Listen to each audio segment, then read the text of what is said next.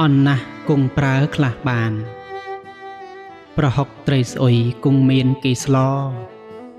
ធ្វើនំឥតស្ករគង់មានរសជាតិនៅក្រុងឬស្រែគង់តែមានញាតរសឥតមាយាទញាតពោលបង្អាប់កូនស្លូតឬកាចគង់មានម្ដាយស្ដីក្មេងតូចស្រដីខុសគង់គេប្រាប់ជនល្ងងពោលត្រង់គង់មានគេស្ដាប់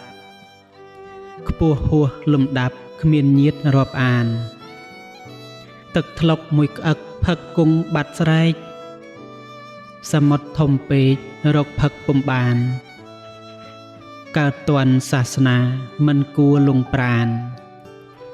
គេទៅនៅពៀនឯងញៀនតណ្ហាទំរាំភ្ញាក់ខ្លួនជួនជាជរាមច្ចុទៀមទាបើកទ្វារបច្ឆាបើយល់ធម៌ទាន់ក្រាន់យោងអាត្មាព្រះធម៌រក្សាឥតរឹសក្មេងចាស់របស់អន់ណាស់គង់ប្រើខ្លះបានបើអន់សន្តានរំខានខ្លាំងណាស់មានអ្វីដែលល្អជាជាងធម៌ព្រះគួរដាក់មានះរុទ្ធរះរកធម៌